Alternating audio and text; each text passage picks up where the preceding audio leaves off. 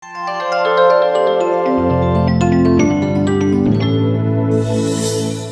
నమస్తే, welcome to my media. నేను మీ కేవీఆర్. ఆంధ్రప్రదేశ్ ఎన్నికలు ముగిసి 10-12 రోజులు గడుస్తుంది. ఈ నేపథ్యంలో ఒక్కసారిగా అనూహ్యంగా ఈ రోజు 2 రాజకీయ పరిణామాలు చోటు చేసుకున్నాయి. ఒకటేంటంటే జూన్ 9న ఉదయం 9:38 విశాఖ వేదికగా ప్రమాణ స్వీకార సంబరాలకు సిద్ధమవ్వండి అని చెప్పి వైసీపీ అఫీషియల్ ట్విట్టర్ హ్యాండిల్లో ఈ పోస్టర్ కనిపిస్తే, మరోవైపు టీడీపీ ప్రధాన ప్రతిపక్షం బలమైన ప్రతిపక్షమైన టీడీపీ అధ్యక్ష మార్పుతో ఇంటి పోరుతో సతమతం అవుతున్న పరిస్థితి. అసలు 2 పార్టీల నడుమ ఈ అగాధం ఏంటి? ఒకటేమో జోష్ లో ఉంటే మరొకటేమో పూర్తిగా నీరు గారిపోయిన పరిస్థితి.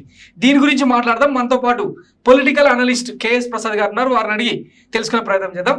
నమస్తే సార్. నమస్తే అమ్మా. సార్, చూశారు, ఒకవైపు వైసీపీ ఏమో జోష్ లో ఉంది, టీడీపీ ఏమో బుద్ధావెంకన్న వ్యాఖ్యలతో మొత్తం రివర్స్ అవుతున్నట్టు కనిపిస్తుంది. ఎట్లా అనిపిస్తుంది సార్? ఇప్పుడు ఇంటి ముందు బూడిద గుమ్మడికాయలు దిష్టి బొమ్మలు కట్టుకుంటే ఏమవుతుంది? మనకేదో పరిగెడుతుంది బొమ్మ, అందుకనే ఈ బొమ్మ కడితే మన పని అవుతుందని. అలా ఉత్సవ విగ్రహాలు అటువంటి బుద్ధ వెంకన్న ఇలాంటి వాళ్ళని తీసుకొచ్చి రాజకీయాలు పెడితే, ఆల్రెడీ నాని గారు లాంటి వ్యక్తి ఒక ఎంపీ ఆర్ సర్కమ్స్టాన్సెస్ లో రేర్ గా గెలిచిన ముగ్గురులో ఒక ఆణిముత్యం నటుడు.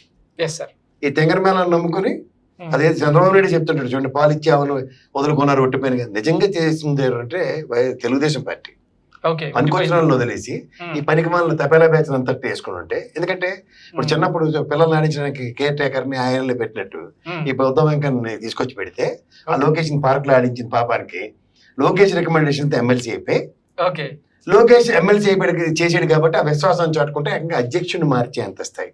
వీళ్ళకి అందరికీ కడుపు మంట ఏంటంటే ఒక జూనియర్ ఎన్టీఆర్ మీద, బాలకృష్ణ మీద. ఎందుకంటే వాళ్ళు నందమూరి అన్న బ్రాండ్ వినరు, తట్టుకోలేరు. నారా అన్న ఫ్యామిలీ మీరు గమనించట్లేదు, చంద్రబాబు నాయుడు గారు నందమూరి తారక రామారావు గారి నుంచి పార్టీ తీసుకొచ్చినప్పుడు నారా అన్న బ్రాండ్ ఎస్టాబ్లిష్ చేయడానికి, అలా కిరసనాల బంక్ కూడా ఉన్నాడు, పనికిమాలన్నాడు, ఆడితో ఛానల్ నుంచి కూడా పేర్లు ఎందుకు సార్, వాళ్ళకి కిరసనాలు అంటే వాళ్ళకి అర్థం అవ్వాలి ప్రజలకి. వాళ్ళు చేసిన పనులు రామారావు గారు బొమ్మ ఎత్తాడు దగ్గర నుంచి మొదలెట్టారు. ఇప్పుడు వాళ్ళకి బాధ ఏంటంటే పార్టీ నీరు గారిపోయింది. ఈ ఉత్సవ విగ్రహం లాంటి లోకేష్ ని ఇప్పుడు సినిమాల్లో చూడండి, ఆ చైతన్య కృష్ణ ఎలా భరిస్తున్నామో ఈయన కూడా రాజకీయాలు అలాగే భరించే పరిస్థితి. పెద్దవాళ్ళు పట్టించుకోడు, పెద్దవాళ్ళకి ఇష్టం లేని పనులు. ఆ పెద్దిరామారావు ధర్మం అని ఎర్రంగి తీసుకొచ్చి పెట్టాడు యువకాలంకి. నేను లక్షలు చెప్పాను అదే విషయం. ఒకసారి లాల్జన్ భాష గారు ఇలాంటి పెద్దవాళ్ళు ఉన్నప్పుడు ఎర్రంగి చేయడానికి ఓవరాక్షన్ చేస్తే ఇదే పెద్దిరామారావు స్టేన్ యువర్ లిమిట్స్ అని చెప్పి మామూలు రంగు వేశారు, పసుపు రంగు. సో ఇలాంటి ఉపద్రవ కార్యక్రమాల వల్ల నిర్వీర్యం అయిపోతుందో మీరు అన్నట్టు తెలుగుదేశం. ఎవడండి బుద్ధ వెంకన్న స్థాయి ఏంటి? ఫస్ట్ ఆఫ్ ఆల్ ఇవాళ అధ్యక్ష మార్పు. ఉదాహరణకి రామారావు గారి దగ్గర నుంచి పార్టీని తీసుకున్నప్పుడు కూడా ఎంటైర్ పార్టీ సపోర్ట్ తో పార్టీ ఇచ్చిన దానికి ఆదేశానుసారం అధ్యక్ష రూపంలో చంద్రబాబు గారు వచ్చారు. అప్పుడు కుటుంబం acceptance and entire party cadre acceptance. ఇప్పుడు వీళ్ళు ఎవరండి? ఈ జుజీబీ బ్యాచ్. వీళ్ళు ఎంతసేపు ఏంటంటే ఓవర్ యాక్షన్ చేసి లొకేషన్ లోపల తీసుకొచ్చి మినిస్టర్ చేసేదాకా ఇప్పుడు పార్టీ అధ్యక్షుని చేసేద్దాం. చూడండి, ఒక పక్కన ఒక పార్టీ ఎలక్షన్ మేము గెలుస్తాం, ఈ విధంగా మా ప్రమాణ స్వీకారాల డేట్లను మాట్లాడుతుంది దగ్గర సంబరాలకు సిద్ధం పిలుపునిస్తుంటే వీళ్ళు చేస్తారు అధ్యక్షులు మార్పులా. అంటే వీళ్ళు ఆల్రెడీ దుకాణం సర్దిశారని అర్థం. ఈ తపేల బెచ్చగలను కూడా దుకాణం సర్దివలసి వస్తుంది. ఆల్రెడీ నాని గారిని కోల్పోయింది పార్టీ. ఈ ఓవర్ యాక్షన్ వల్ల అధ్యక్షుడినే కుపిచాలు కనిపించే కార్యక్రమం తీసుకొచ్చి ఇది ఆల్రెడీ ఏంటి ఒకసారి చెప్పాడు. ఏంటి చెప్పాడు? మేము సూసైడ్ బ్యాచ్లు అవి తయారవుతాం అంటే సూసైడ్ బాంబర్స్ అయిపోయినప్పుడు ఏం చెప్పాడు? చంద్రబాబు గారు ఒప్పుకోలేదు కానీ మేము ఇష్టమే అంటే లోకేష్ త్రూగా రెడీ, దరిద్రాలన్నిటికీ రెడీ. ఒరిజినల్ మొనాటమీ ఆఫ్ తెలుగుదేశాన్ని బ్రేక్ చేయడానికి ఇలాంటి ఏం నడిచిన బ్యాచ్ దాపరించింది. అది లోకేష్ అండర్లోనే ఉందని క్రిస్టల్ క్లియర్ గా తెలుస్తుంది. మీకు అర్థమవుతుందా? సో ఎప్పుడైతే ఈ దిక్కుమాల కార్యక్రమాలకు తెరలేపుకొని ద ఒరిజినల్ ఐడెంటిటీ ఆఫ్ తెలుగుదేశాన్ని డిస్టర్బ్ చేస్తున్న బ్యాచ్ అన్నది కింద ఎస్టాబ్లిష్ చేయండి. అందుకే చూడు, లోకేష్ లాంటి పెద్దవాళ్ళు పట్టించుకోడు. అవును, ఎవరెవరు సలహాదారులుగా ఆ స్థాయిలో ఉన్న పాండ్యం సిమెంట్ కి సంబంధించిన మనుషులను కూడా హ్యాండ్ డిస్టెన్స్ లో. చంద్రబాబు నాయుడు గారు చూడు, 54 రోజులు ఎన్ని రోజులు జైల్లో పాపం, 50 రోజులు. 3 రోజులు ఇలాంటి చిన్న ప్లేయర్లను పంపించిన 3 రోజులు బయలు తీసుకొస్తాడు. ఓవర్ యాక్షన్ చేసి పెద్ద 4 రోజులు ఉంచాడు. వీళ్ళు చేసేవన్నీ తింగర వ్యాపారాలే. ఈ తింగర భజనకి ఈ పక్కన ఈ బుద్ధ వెంకన్న లాంటి ఇంగిత జ్ఞానం మాట్లాడు, బుద్ధి జ్ఞానం కూడా లేకుండా చేసే భజన బ్యాచ్ని పెట్టుకుని ఒక ప్రైమరీగా ఒక చంద్రబాబు నాయుడు గారు అలాంటి స్థాయికి పార్టీకి ఎలాంటి డ్యామేజ్ చేస్తున్నారు గమనించుకోవాలి. ఇప్పుడు ఎవడైనా సరే అధ్యక్ష మార్పు గురించి మాట్లాడేంత విషయాలు ఎప్పుడు ఉంటాయి? అసలు ఇది రైట్ టైం కాదు. టైం మళ్ళీ అదే బోగనిశాల కరిసనాల బంకుడు ఛానల్లో కూర్చోబెట్టి భజన కార్యక్రమం. ఆడుకున్న కేటగిరీ ఏంటి? 3 గంటలు డైపర్ వేసుకుని కదలకుండా కూర్చొని డిబేట్ చేయగలరు. అదొకటే క్రైటీరియా. లోక జ్ఞానం, ఇంగిత జ్ఞానం, ఏ టైంకి ఏం మాడాలో అలా అలాగే సర్దేసుకుంటారు. పౌడర్ డబ్బాడు, ఈ కరిసనాల డబ్బాడు, వీళ్ళందరూ సర్దుకుంటుంది ఏంటంటే కొన్ని సర్వేలు మీకు కాకుండా వాళ్ళకి వస్తున్నాయి అన్న సజెషన్. ఓకే. అవకాశవాద రాజకీయాలకి చంద్రబాబు నాయుడు గారు పార్టీ బలైపోతుంది. ఇది బాధ అంతా ఏంటి, నందమూరి కనబడకూడదు. దీనికి వెనకాతల నుంచి ఏంటంటే ఈ జింగి చిక్కం బ్యాచ్ గారిని రెడీ చేసి ఎక్కడ జూనియర్ ఎన్టీఆర్ వస్తేనే కానీ, మీరు జర్నలిస్టులు చాలా మంది చెప్తుంటారు జూనియర్ ఎన్టీఆర్ రాకంతోనే తెలుగుదేశం పునర్వైభవం అని. ఇక్కడ బాలకృష్ణ గారు ఉన్నారు, నందమూరి బాలకృష్ణ గారి వైబ్రేషన్స్ వినిపించకూడదు.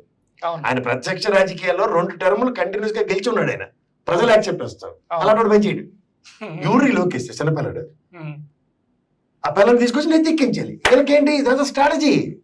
ఆ తబేలా ఛానల్ డైరెక్షన్లు ఇస్తారు, ఆ పచ్చలో లీడును దానికి అనుగుణంగా వీళ్ళు జంగల్ డ్రమ్స్ ప్లే చేస్తుంటారు. అంటే వారసత్వ రాజకీయాలకి ఎలా తెరలేపుతుందో చూడండి. ఇదేమన్నా రాజరిక వ్యవస్థ? మహానుభావుడు రామారావు గారు పెట్టిన పార్టీలో యాక్సెప్టెన్స్ తో అది చూడండి. అందుకే దమ్ము తీరలేక మానాడు పెట్టుకోవట్లే. అవును, ఎందుకంటే అధ్యక్షుని ఎన్నుకోవాలి, జనరల్ గా మహానాడు అధ్యక్షుని ఎన్నుకోవాలి. అధ్యక్షుని ఎన్నుకుంటే లోకేష్ రాజకీయ అరంగేట్రం గమనించండి, ఇలాంటి దిక్కుమాల ఫెయిలర్లతోనే స్టార్ట్ అయింది. అవును, మీకు అర్థమైందా?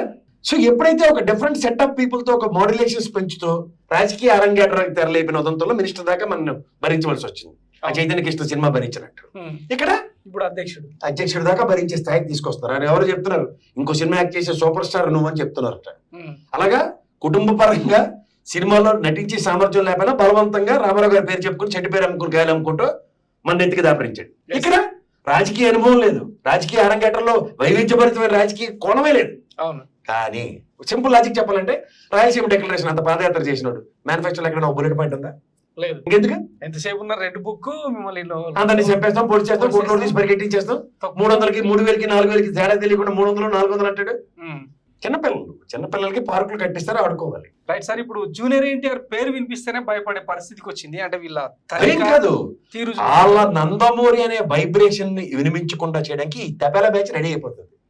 గతంలో మీకు నాకు తెలిసి నానిగారు వెనకాతల ఉన్న అతిరథ మహారాజులందరూ రామారావు గారు ఆయన నుంచి పార్టీని పరిరక్షిస్తున్న క్యాడర్. అవును, వల్లభనేని వంశీమోహన్, అందరినీ మీరు ఎంతో మంది పేర్లు తీసుకున్నారు. అందరూ రామారావు గారి పేరుతో ఆ స్థాయిని ఎప్పటికీ మర్చిపోకుండా తెలుగుదేశంతో కమిట్మెంట్ తో ఉన్న వాళ్ళు ఉన్నారు.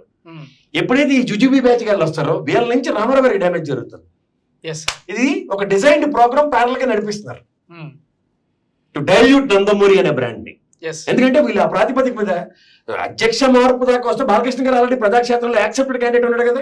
అవును, అది తీసుకోవాలి కదా లాజికల్. మెడల్ సర్టిఫికేట్ అని ఒక ముద్ర వేసిరుగా. అదే చెప్తున్నాడు, వీళ్ళు అనుగుణంగా వీళ్ళకి మలుచుకోవడానికి అసలు ఏమీ తెలియకపోయినా ఇటు అతిరథ మహారాజుల కింద పోర్ట్రేట్ చేయడానికి చేస్తున్న ఒక దాష్టికం ఉంటుంది. ఓకే, మీకు అర్థమవుతుందా? ఇది వాళ్ళ స్ట్రాటజీ. నందమూరి అనే వైబ్రేషన్స్ ఆ కిరసాల బంకోడు ఎప్పుడైతే చెప్పాడో అది వినిపించకుండా చేయడానికి సెకండ్ స్టింట్ ని వీళ్ళు రెడీ చేసేస్తున్నారు. ఆ గ్రూప్స్ లో చచ్చినట్టు ఎంత సీనియారిటీ, ఎంత లెగసీ, ఎంత పార్టీ 42 సంవత్సరాలు బట్టి ఉన్న వాళ్ళు కూడా ఆలోచన కన్నా ఛాన్సే లేకుండా. ఓకే, ఇది వాళ్ళ స్ట్రాటజీ.